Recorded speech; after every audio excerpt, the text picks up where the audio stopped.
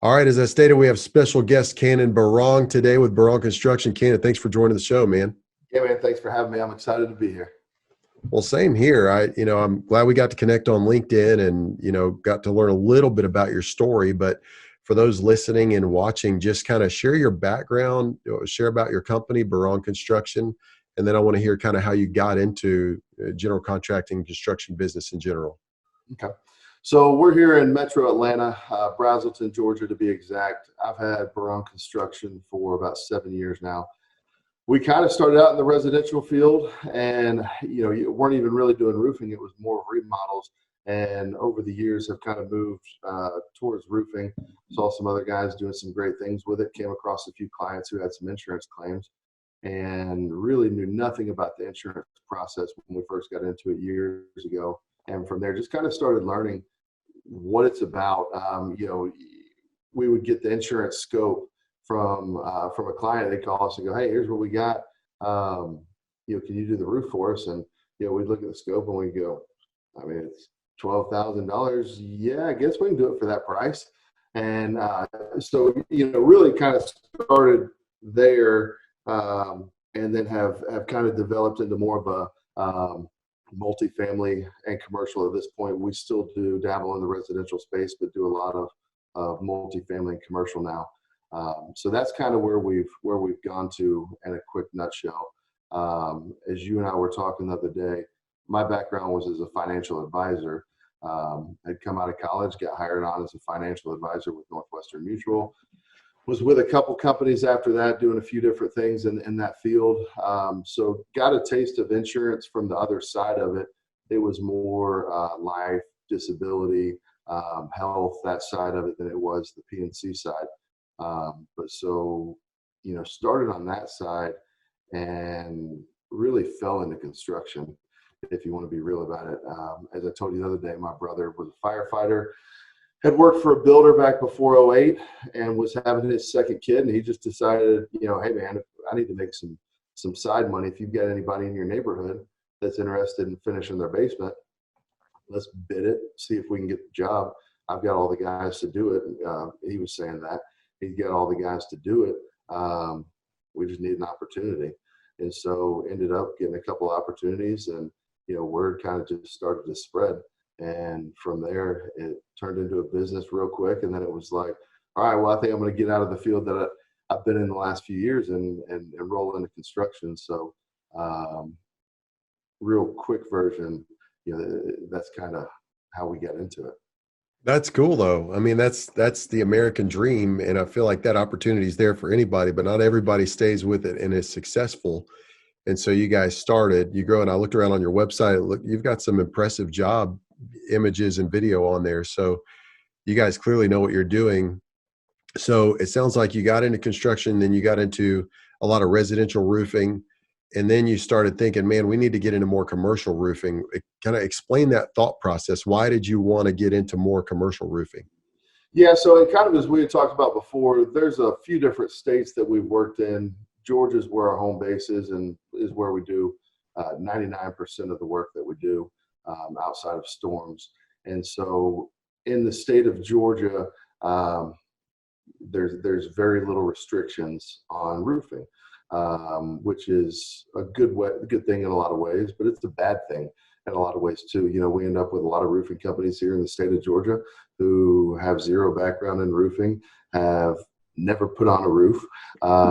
And so when you're talking in the residential space, the guys who have been around for a minute and do good work have been able to see over and over time that the competition, there's nothing wrong with competition. Competition is a great thing. But when you've got competition that's so inferior as far as what they're offering, as far as knowledge, the product, and what they're really doing for the customer, it really kind of waters down that space. And so for us, we figured that moving into the multifamily and commercial space, that there was first off going to be a whole lot less competition there. From that point, there's the project size. The projects are a whole lot bigger when you're dealing with 46 residential or 46 commercial buildings than if you're dealing with one homeowner. The other thing there is this repeat business. And so if we're dealing with a property manager who um, is in the Southeast, they're going to have, 20, 50, 100, 1,000 different properties. And so it's getting that repeat business over and over again that we found is really worth our time, because we enjoy working with homeowners, but at the end of the day, we're going to put on a great roof for you. And we don't really plan on seeing you for the next 15, 20, 25 years. And so, to be in the commercial and the multifamily space gives us the opportunity to work with people over and over again. That's interesting. And so do you guys do any storm damage restoration work there in that area of Georgia? We do. And, in Georgia, you're not going to get the same kind of hail that you're going to get in Texas, Colorado, Oklahoma, some of these other places. It's going to be smaller hail, typically maxing out at 1.5 inches, 2 inches at sometimes. But, it doesn't matter if it's 1/2 inch hail or if it's 5 inch hail. If it damages the roof, it's damaged the roof. It doesn't matter if it's damaged it that much or if it's damaged it that much. It's damaged. We do a lot with that. We end up having a lot of windstorms here, a lot of stuff coming off the coast. And so that's the biggest stuff we're dealing with here. Gotcha. Yeah, that's one of the things we deal with here in Dallas as well. I think there's like 6,000 to 9,000 roofing companies in Dallas. Oh yeah. We just looked at a roof yesterday. We walked up on the roof. The lady had filed a claim, and insurance company said they would pay for the roof. The roofing contractor had the materials ordered, materials delivered to her house, came pick up the check and left and never came back. Oh, really? Yeah, and there's just no way to track this guy down. He doesn't have Yeah. he doesn't have a business listing on Google. He doesn't have a web. I don't even know how she found the guy, but it's just crazy because anybody can go become a roofer. You see it all the time. So with us, it's like, well, how do we remain competitive? We rely heavily on reviews. We always ask customers for reviews. We ramped up a pretty intense review management campaign, and then referral business as well. Always asking every customer for 2 or 3 referrals, and then of course networking as well with realtors, insurance agents, stuff like that. But with it's just so saturated. So, but like you said, competition is good. We actually went to a job yesterday, and the competition worked in our favor because the other general contractor just did such a terrible job of explaining to the homeowner what the process was, what it looks like, and stuff like that. So when you got into a lot of residential roofing, then started to expand your business model and make a stronger business model into commercial roofing, kind of explain the process. What are some of the biggest challenges going from a lot of residential work to commercial work? I think the biggest thing is, as you're kind of moving into that space, is making those relationships, showing people that you do have the ability to do it, is extremely important. You need to be able to kind of take those steps. Sometimes you're going to get lucky and you're going to get a big one and you're going to be able to build off that big one. But the biggest thing is building those relationships, because if you can build those relationships and you can maintain those relationships, just like you're talking about it in the residential space, you're always going to want those homeowners to be able to refer you to other people. You're always going to want them to give you reviews. You're doing the same thing on the commercial side and on the multifamily side, but instead of doing it with homeowners, you're doing it with property managers. You're doing it with property owners. We were dealing with one the other day. This is a property here in Smyrna, Georgia. They've got 35 buildings, and unfortunately, they were in great shape. And met with a couple of the owners of this firm, and they've got over $1 billion in properties. And I don't just say they've got over $1 billion. I've seen all their insurance policies, and so it shows what they're insured for. And so as we're sitting here going through it, we are with this guy. His roofs look horrible. I mean, they're not pretty roofs, but there's no damage. And so, going back to this guy and letting him know, hey man, I want to do the roofs for you, but at the same time, I want to help you, and I want to make sure that I'm telling you the right thing and that I'm here for you. With what we're doing right here with this project, you're going to get decline number one. I don't get paid for coming out there and inspecting it. My guys don't get paid to come out there and inspect it. We pay to get it approved, or we get paid to get it approved. And so if I'm telling you that you shouldn't file a claim, I'm doing that, in your best interest, because trust me, we want to get paid. And, so this guy, he was able to see, okay, while I want a new roof, now I can trust you. You're not just trying to sell me a bag of goods that's no good. And he sent us out to 3 other properties that week. And so we're going to get some of the other work, but, by this guy doing the right thing, he's sending us to other places. He's sending us to other people. You just got to do that for everybody. It's all about doing the right thing. And, we always try to preach that. And, there's going to be times that you mess up and you don't do everything exactly the way you'd want to. But at the end of the day, we want to be striving to be doing the right thing every single time. Oh, for sure. And so for guys that are listening to this and gals that are listening to this and say, I've had my business for a few years now, I'd also like to branch into more commercial for the same reasons. What would you say is a kind of a key takeaway from how you build those relationships, how you connect with those property management companies and stuff like that? I mean, are you going on LinkedIn? Are you cold calling? Are you going to networking events? How do you go about that? We're doing all the things that you just said. We are members of a few different apartment associations here in the Metro Atlanta area. We do a lot with that. We do everything we can to build those relationships, take those people to lunch. I'm a firm believer that breaking bread is, it just brings a completely different relationship than just going and sitting down with somebody in their office and trying to sell them something. Get to know these people. The people that you're selling to, they're normal people. They want to be heard. They don't always just want to talk about roofing. A lot of times they don't even care about the roof.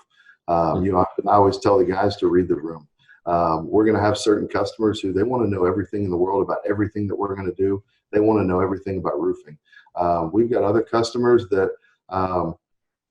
they just want you to listen to them. And, whether it's about work stuff, whether it's about family stuff, whether it's about the fact that there's no sports right now, whatever it is. And so I think building relationships, the biggest thing that you can do is just listen to people and figure out what they want. Zig Ziglar says, if you can get somebody what they want, you can get what you want. And so I'm paraphrasing that a little bit. But so, that's kind of how I tell our sales guys to lead, is to help other people get what they want, and it'll come back tenfold. That's so good. Well, this is obviously not scripted. We've got a rough kind of outline of what we want to discuss today, but let's talk about sales. I mean, it sounds like you're into sales strategy and training and stuff like that. So what would you say is the best sales advice you have for something that's worked for you and your company that could benefit other owners and CEOs of roofing companies? That's an interesting question. I'm really into books. And so I do whatever I can to read something that I can take away from. I don't read for fun. I read, I read to develop. I read to build. And so one of the books that's had a huge impact on me and has had a huge impact on our business is called Traction. And so if I was to tell somebody that's listening to this, the best thing that they could do for their business, I would say is to read the book Traction and start to implement those things. Traction is basically a book on processes and procedures. Figuring out, one of the things they talk about is the franchise game. And so figuring out, if you had a franchise, if you wanted to take this one business and put it in however many different places, how are you going to do that? You're going to need to be able to put that on paper so that every single place, every single new franchise that you've got, that you can duplicate that. And so as I was reading the book Traction, we were doing a lot of work with Chick-fil-A's. And so as we were in each of these different Chick-fil-A's, I mean, we're in Chick-fil-A's all over the Southeast, and every single Chick-fil-A that we would go into, they've got the same guy doing the same thing every single time. And then right there to the right of him is the same guy doing the same thing every single time. And when you go through the drive-thru at Chick-fil-A, you say thank you. They say my pleasure. It's the same thing over and over and over again. And so it's one thing if you just want to have a business and it just be you can do it however you want to do it. But if you want to grow it, and if you want to have the type of guys that you want duplicating the process over and over again, I think that's a great book. Again, that's Traction. And so for us, it's been getting those processes and procedures in place, whether it's inside the office or whether it's sales, so that we can be effective, and that we can be effective day in and day out the same way over and over and over again. Man, that is so good, because then you've got a process-driven model and not a person-driven model. It is. Because if it's all centered on you and your ability to direct and guide and do things, well, you can't leave. Exactly. But if you've got a repeatable process in place that your back office can use and your sales guys can use, well, you can go on vacation for 2 weeks and your business keeps running. I know, but I'm so stressed whenever I leave. Like, man, I'm supposed to be enjoying this vacation, but I'll tell you what, though, we've got some great people here, and so there's a lot of things that they do to make my life easy. There's some days that there's a lot of things that they do that makes my life hard too. But it works both ways, and so I think that's great for any company. And the problem is with whether you go and listen to a great speech or whether you read a great book, it's not taking it in; it's internalizing that and putting it in motion so that you can really benefit from it. And so that's been something for us. Traction has been a good one for us. yeah, I think it's so critical. A company I was with previously was a healthcare software company, and the CEO and COO, both co-founders of the company, were 100% about process. And it was actually required for us guys. We were called account executives, sales guys. We had to read a book by Chet Holmes called The Ultimate Sales Machine. Yeah, I've heard of it.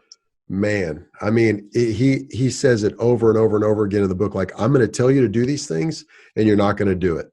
But if you do it, you're going to be successful. And if you have pig-headed stubbornness to do it over and over and over again, everything from, okay, you just had a phone call. Did you ask these 3 questions? And then did you log it in the CRM? And then did you put a 3-day follow-up in the CRM? And just all these little things. But man, after a while, it really starts to work. Yeah. So I'm going to have to check that book out. Who's doing it and who's not doing it. Yeah. Oh, yeah, totally. Gary Vee was at Win the Storm. I think this was 2018. And he's telling all this different stuff while he's up there on stage. And there's, I don't know, 1,500 of us sitting there listening to everything he's saying, really hanging on every word that this guy's saying. Just such a great dynamic speaker. And at the end of it, he said, you know why I don't mind doing this and why none of you are ever going to do this the way I do it? It's because 99.9% of you are never going to do any of these things that I talk about. You're going to sit there and you're going to take notes today, and you're going to think about, like, oh man, this is awesome. I can't wait to do this next Monday when I get back into the office, blah, blah, blah, blah, blah. But 99.9% of people don't ever do it. And that's a huge deal. Yeah, that's a kick in the seat of the pants, man, because it's just like, what good is it if you don't put it into practice? So I'm going to have to check out that book, Traction. I like to read books on sales and leadership as well. So let's change gears and talk about it sounds like a key part of your business, which is large loss claims for these commercial properties. Kind of explain how you got into large loss claims, and then we'll dig a little deeper into what that looks like and what some of the challenges are with that. Yeah, so when we first got into doing residential roofing, again, like I was saying a little bit in the beginning, there was really there was nothing out there to show us exactly how to do it. We could sit there and we could research stuff as much as we wanted to, but there really wasn't that much out there. We started doing more with SVG, Storm Ventures Group. We started doing some stuff with a couple groups like that, and started learning at a certain point when we found out about those. But before we really got into the roofing community, we knew nothing. And so we ended up latching on to a guy who was an adjuster with USAA. And he was just a cooler young dude who, he would come out there, he'd hop on, my lights are censored. So he was just a cooler young guy who was willing to show us on the roofs that we had him come out there to look at why or why not something was damaged. Obviously, we appreciated that. We're learning. And there's nothing like an education like that, especially from an adjuster who's just a legit dude who is, some of these guys are out there to pay. Some of these guys are out there to not pay. This was a guy who was, he was out there to help the homeowner if it was damaged. He wasn't going to help him if it wasn't damaged. But for us, he helped us a ton. And so I remember the first day that we met this guy, just kind of hit it off with him. I said, hey, you've taught us a lot on this roof. Do you mind coming to this one 3 houses down and just taking a look at it for me and, tell me what your thoughts are about this? So it was me and a couple of other guys who worked for us. He takes us down there, starts showing us, okay, here's why this, here's why not this. And very quickly, we kind of started to learn. From there, we're doing our research. We're learning more about Xactimate. We're getting, again, involved in some of these groups. And I'm hearing about public adjusters. I had no idea what a public adjuster is. I'm hearing about appraisal. I've got no idea what appraisal is. I know what it sounds like, but I don't know what the actual process is. There was just so much stuff that we just started taking in. And it's like I would come in here on Saturdays and Sundays and sit in the office, and I would just read through all this junk trying to figure out, okay, what's going to help us, what's not going to help us, what makes sense, what's the law in Florida compared to the law in Georgia, and how does it affect the process? Because so often you're listening to guys who are in other states, and if they're telling you something for one state, it's not always the same for the next state. Especially when you're talking Florida, it's a whole different animal down there, in a good way, but sometimes it can be in a bad way too. But so really getting to know those insurance processes at a small scale. And so once we got to know them at a small scale and got really good with it, used a few different PAs, took a few cases to appraisal, we really started to learn. Greg Cannon is a great PA. He's out of Oklahoma. Matt Mulholland is a great PA. He's here out of Georgia. David Toller is another great one here out of Georgia. Calling these guys who are good dudes who are more than willing to help you with some questions. I ate these guys up. Heather Cannon, Greg's wife, she started writing scopes for us. This was 2017. And so we knew nothing about writing scopes. I mean, we knew what needed to happen on the roof, but Xactimate's a completely different deal. And so it's one thing to dabble in the residential space, but you've got to get everything straight in the residential space if you want to be able to take that to the commercial space, because you're going to look like a fool or you're going to get eaten alive and you're going to blow your contract. It's just not going to work out. So my best advice right there, I know that's a long-winded response, but is to tune in all those things before you try to get into that space, because you don't want to get into that space and your buddy who's a property manager calls you up, says, hey man, can you help me with this? And you show up to help him. Next thing you know, you've lost this guy. He might still be your buddy, but he thinks you're a joke because you didn't know what any of this stuff was. And so my biggest advice is, get an education on the residential side before moving into that side.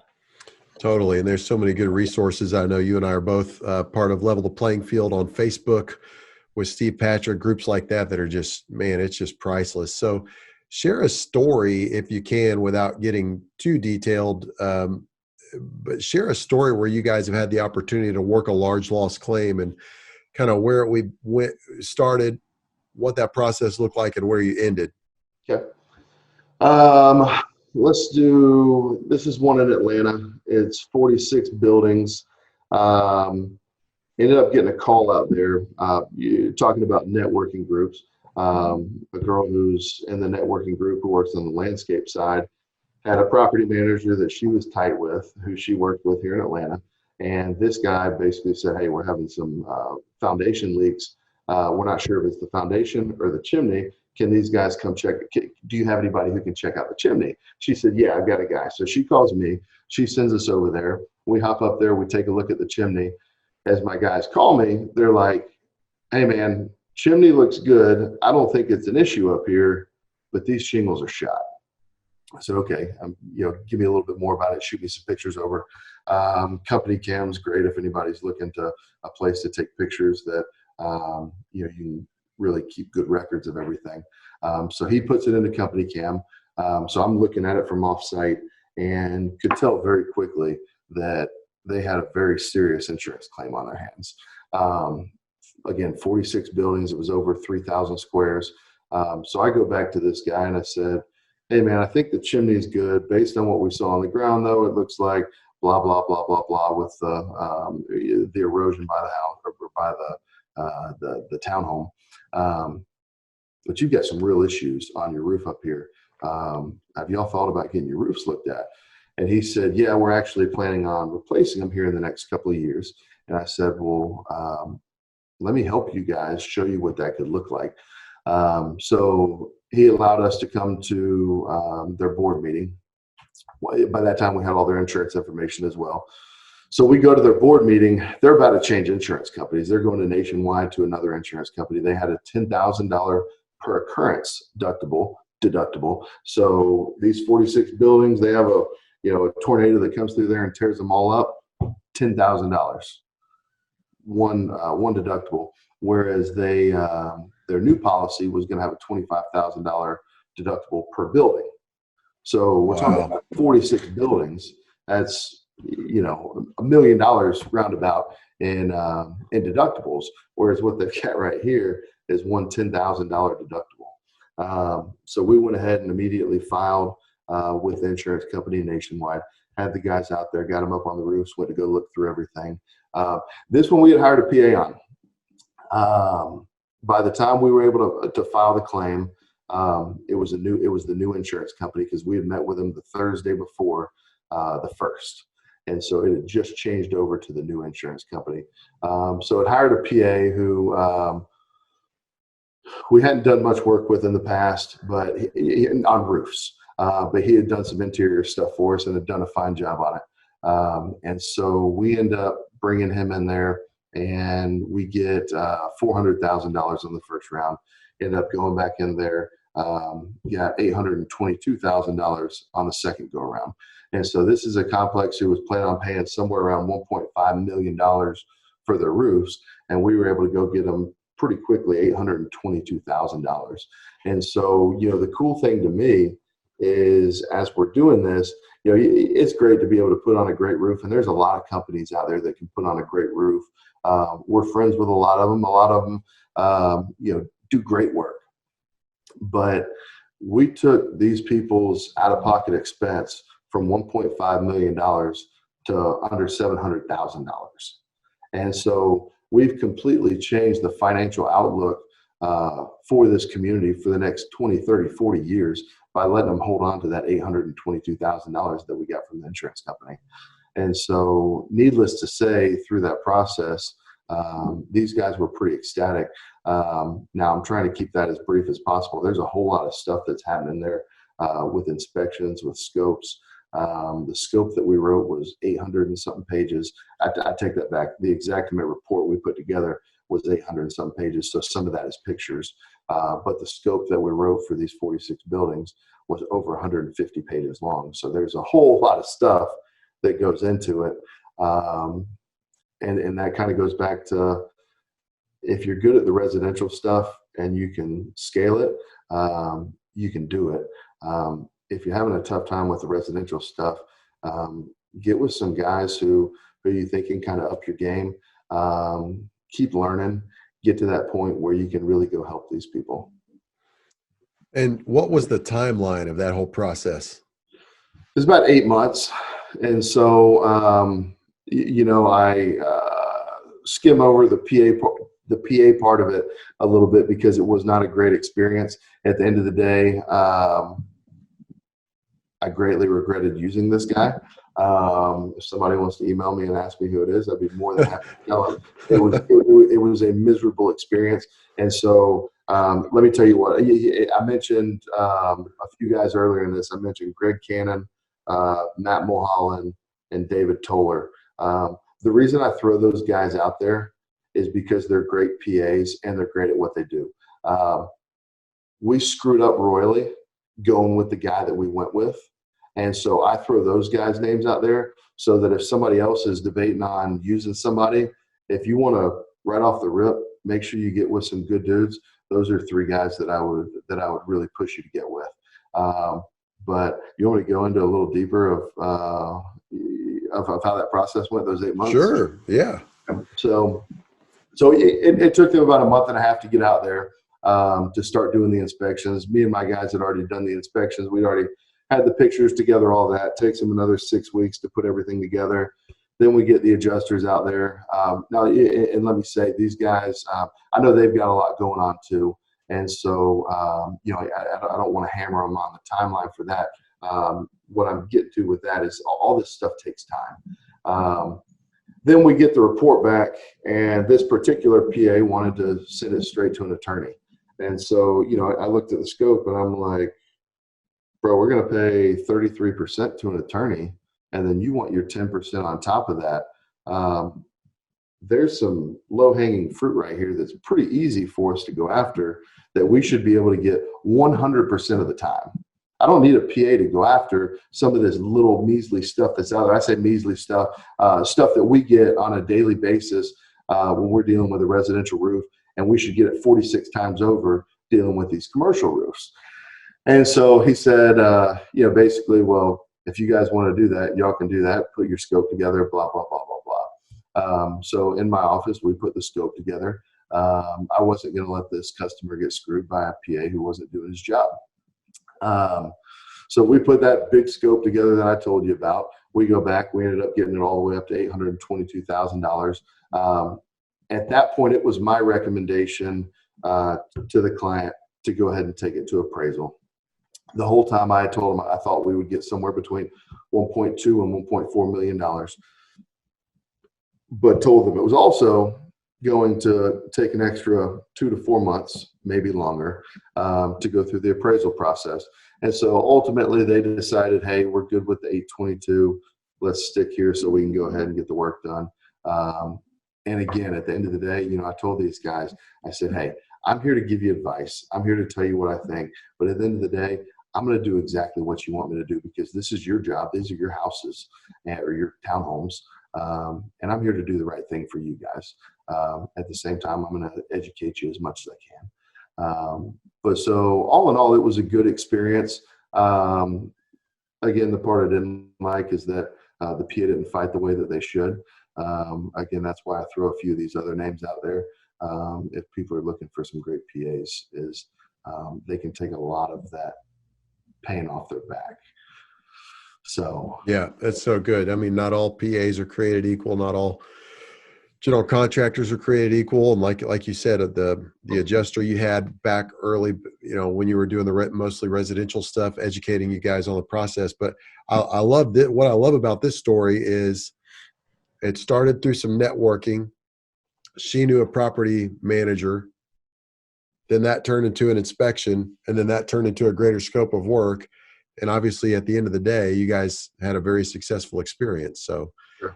So what's your key takeaway in all that? I mean, what's the big thing that stands out to you about that you'd want to share with our listeners? I would say on the PA side of it, make sure that you're vetting guys on the front end. Make sure you've got a good contract with the customer. Make sure you've got a good contract with the PA as well, so that going into it, everybody knows who's supposed to be doing what and fulfilling what obligations. I think that's huge. And then setting expectations for the client.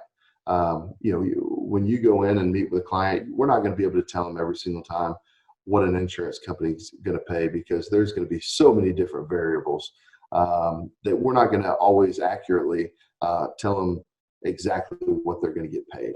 But go ahead and gives them some expectation as far as what the process is going to look like, so that on the front end, they're kind of learning about this. I think bringing value through education is such a huge thing, especially with client retention. If it takes 8 months for something to happen, and this person had in their head it was going to take 2 months, you don't look that good. But if you let them know from the beginning, hey, based on how this comes back, it's going to be an extended period of time, and set some real expectations there, nobody can be mad at you about that. And that's been, I think, our biggest thing, is making sure that we're setting real expectations for these people.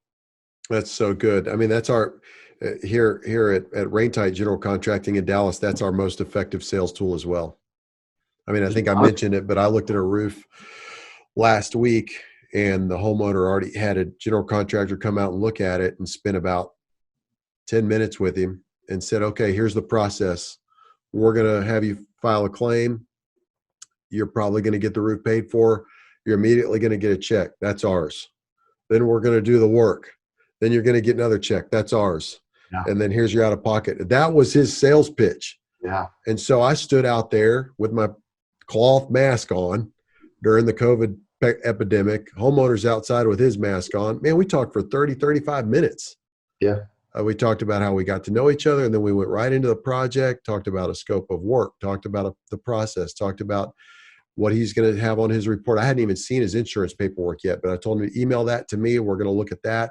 Then we're going to put together a full scope of work. There's typically a great disparity between the two. Here's the reasons why. And then even this morning, we had a short phone call because I sent over an estimate to him that's about $11,000 more than his claim. He said, why is this? I'm like, well, they didn't add all these items. Here's the reasons why, and so, but that education puts people at ease. I mean, I know it puts me at ease. Before I got into roofing, I didn't know a thing about it. You could have told me, well, you need this shingle versus this shingle. Okay. Yeah. I mean, what do you just don't know? So, well, a lot of this, like we talked about offline, comes back to your leadership. And leadership's a journey. I love reading leadership books by people like John Maxwell and others. And a lot of them talk about how leadership is often a thankless calling. It can be a lonely journey, and it's full of challenges and opportunities and all this stuff. But what would you say has been the biggest key to your leadership at Berrong Construction? I think one of the things I said before, the Zig Ziglar comment on help other people get what they want, and you'll get what you want. Again, I harp on that. I do my best to lead by that example every single day.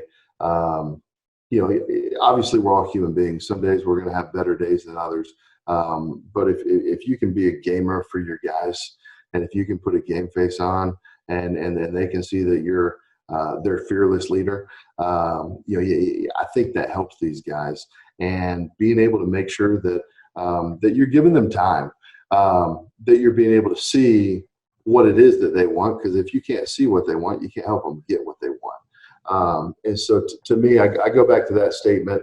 I think being a great example for the guys. It's tough to tell guys to be here on time for an 8 o'clock meeting if you're strolling in at 8:02. We've got a big clock out in the lobby area that they can see when they walk in, and it's it's about that big, and it's big red digital letter numbers, so that they know if they're late. And I tell these guys all the time, hey, if we've got a meeting at 8 o'clock, you need to be there at 7:55. If you're there at 7:56, you're late. Nobody needs to be waiting on you. And so I think just little stuff like that, making sure to lead by example, I think just goes a long ways, because if you're not, nobody's going to follow you. And so I think that's another good one. And then doing what we can to develop other leaders. When you own a business, you're going to learn that everybody's not going to be a leader. That's just how it's going to be. But when you get those guys who you feel like can do good and can be great leaders, don't just hold on to those guys. Teach those guys. When I'm reading a book and I think it's awesome, I want these guys to be reading that same book next. And my guys will tell you there's plenty of books that I tell them, hey, you need to check this one out. That I don't think my thing's going up here. But doing stuff together, at the end of the day, leading together. I like it because it sounds like, and I'm a kind of I love leadership. I got my bachelor's degree is in organizational leadership, and we used a curriculum called the Leadership Compass. And the whole deal with that was your leadership starts with your own inner journey. And from that flows your character, your vision, your skills, and your relationships. And it sounds like you definitely take seriously the whole point of, one of the thing we learned was when you combine a leader's character and their relationships, you have empowering and equipping. And you're really into that. And you've also got a process in place, which is measurable and repeatable. So you're showing your guys how to do it. You're training them on how to do it. and then you're on the journey with them, which is huge. So I just think that's key to talk about, because the whole point of this roofing mastery platform is to interview guys like you that are running general contracting companies, that are in roofing, to talk about leadership, sales, and marketing, because everything really rises or falls on leadership. For sure. But then if you don't have a repeatable sales process, you're not going to grow. I mean, you got to have revenue.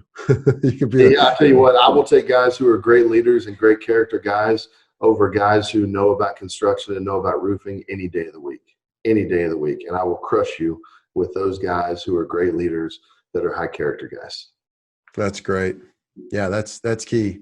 So let's talk about the last item on our list. We've talked about leadership. We've talked about sales. Let's talk about marketing. I mean, we know that general contracting is super competitive. Roofing is super competitive. What do you guys do to generate leads, roofing leads, referral business, online leads? What's your approach with all that? What have you done that's not worked? What have you done that has worked? So, you always want to have different buckets, different avenues that you're getting your leads from, so that you're hitting on all cylinders.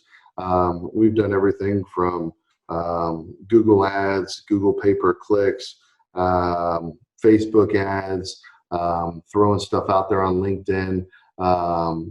All those are good. We've got a company who runs our website. SEO is a huge deal. To get yourself at the top of Google searches that are not paid ads is a huge deal, because it's an investment. It's something that you're putting money into month in, month out, so that you can stick up there. Anybody can pay, however much a click, and be the top guy for a certain period of time. But if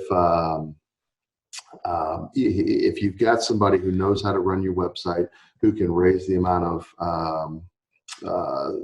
search engine optimization, who can increase where you're at in those search engines, I think that's huge. All that being said, I think the best thing in the world is word of mouth. Not just doing a great job for somebody, getting reviews for them, having them talk to their neighbor, having them talk to their coworker if you're talking about a multifamily or commercial project. I think there's a book I was reading that's called Contagious, and it's basically how things catch on. And one of the things that they talk about, people don't buy from you until they've seen your company 7 times. And so doing whatever you can to increase how fast you can get them to see your company a certain amount of times. And so, for us in the residential space, it's okay if we get, John Smith is going to let us do his roof a couple days before the project, put out postcards in the neighborhood, give it to the neighbors, make sure everybody knows exactly what you're going to be doing on exactly what day. And that way they've seen you. And then the day that you're in there, go knock on their door, let them know, hey, we're going to be next door. It might be a little loud. Here's my card. Anything flies in your yard, whatever it might be, call me. I'm here to help you. Second time they've heard your name. Later that day, you come back, they're out in the yard, go talk to them. Hey, Mr. Jones, how did everything look today? Oh man, I was day, blah, blah, blah. Now you've touched this guy 3 days before you've even finished his neighbor's roof. At that point, there's a high probability that he's willing to let you on his roof if his roof is a similar shape to the neighbor's. And then my computer was saying internet unstable, so hopefully that's not an issue. I can hear you well. Yeah, so you put yourself in front of these people as much as you can, and I think word of mouth is always going to be the best. I think you need to do those other things if you really want to be a player, especially on a big scale. But at the end of the day, word of mouth is the best thing you can do. Don't be afraid to tell people, hey, the way that I'm successful is by former customers like you helping me meet new people. Here's how you can help me. That's so good. And you can't do that if you don't do a great job. So it's just, Exactly. it's all of the pieces of the process. And we talk about being remarkable, give world-class customer service in such a way that people will remark about you. They're happy We educate our customers anytime we do a job for rain tight general contracting, not roofing mastery, but for rain tight, we say, here's the process. And at the end of the process, you are going to get a text message asking for a review. And our goal is to give you world-class customer service so that you're not only going to give us a 5-star review, but you want to.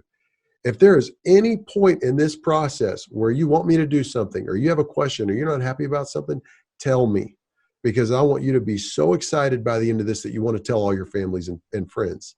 And it works. It just works. It does. And then you get that review, and man, you stand out when somebody searches general contracting company near me and they see that list on Google, and you've got, 50 reviews with a 4.9 rating, and your competitor has 2 reviews and a 3.0 rating. It's a no-brainer. Yeah. And so go ahead. Sorry. No, so it's like you said, though, it's all of it. You got to have a good presence. You have to do remarkable work. You have to do some paid stuff to get things constantly going, but you have to be investing in the long-term game with SEO and stuff like that too. I like that you mentioned that. But at the end of the day, it's all about doing a really good job and getting that referral business. So it's good. Yeah. And I'll tell you, for us, every single year, there's kind of something that we're focusing on. And sometimes that changes throughout the year. Sometimes we know going into it, hey, here's an area that we've been weak. We need to get better at it. Going into 2020, for me, one of the things that I knew that I needed to do a better job of was networking within the business. I think so often the roofing company down the road sees you as the enemy. And the fact of the matter is, very seldom do we ever come across each other. And there's so many roofing companies out here, so many roofs, very seldom do we ever come across each other really in competition on the same roof. And so one of the things that I knew that I needed to work on this year was networking within the industry. And that's not, for me, it wasn't going out and finding guys who just started their roofing company and helping those guys, although, it'd be nice for me to do that. But for me, I needed to go find other guys who I felt like their game was up here so that I could make sure that my game was always airtight. And if there was something that we were great at that they weren't great at, that we were able to kind of bounce ideas off each other and help. And, we've spent quite a bit of time with Lee Haight and RRCA. There's been a whole lot of stuff that we've been able to learn from Lee. Lee is a great marketer. Lee is a great personality as far as, Lee's the kind of guy who could go out there and, sell Flex Seal. He's that kind of guy. He's just got, a big personality to him. And so, there's stuff from that we've been able to learn. A couple other guys that we've done a lot with, Dominic Frazier and Frazier Roofing. Frazier's 20-30 minutes down the street here in Metro Atlanta. Great dude, runs a great organization, real high character guy. We've been able to bounce a lot of ideas off each other and help each other grow. Another one we've done a lot of work with here in Georgia, Jeremy Gilstrap. Jeremy's over at DreamWorks. There's stuff that we've been able to help him with. There's the stuff that he's been able to help us with. And at the end of the day, you're doing this podcast. You are doing this podcast to help all the roofers. And so guys need to understand, latch on to other great guys in the industry. There's so many good dudes out there. There's plenty of bad apples too, just like there are in any industry. But grab a hold on to some of those good dudes, some guys that you really feel like you can learn with and grow with, and everybody grow together, because you're not going to be competing against each other on a daily basis. It's just not how it works. It's so true. I mean, we all stand on the shoulders of others. How in the world can you get to where you're going without some insight from other people who are successful and going ahead of you? And that's the whole point that's why we called it roofing mastery, because mastery is a process. Yep.